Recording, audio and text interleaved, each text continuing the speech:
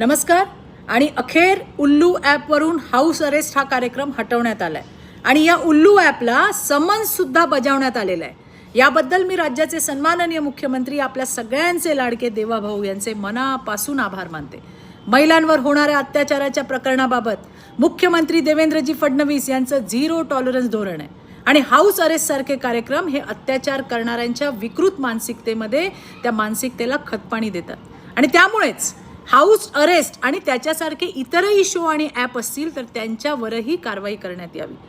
महाराष्ट्र सरकार हे मनोरंजनाच्या नावाखाली चालू असलेला अश्लील आणि बिभत्स धिंगाणा खपवून घेणार नाही आणि आम्ही तर त्याच्या विरोधात कायमच आवाज उठवत राहू.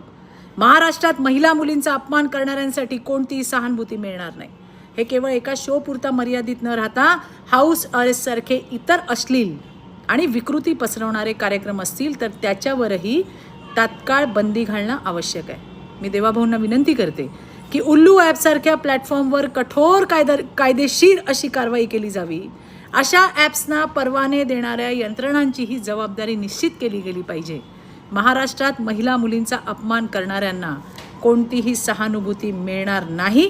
देवाभाऊंच्या राज्यात तर नाहीच नाही, हे नक्की. धन्यवाद देवाभाऊ. जय हिंद, जय महाराष्ट्र.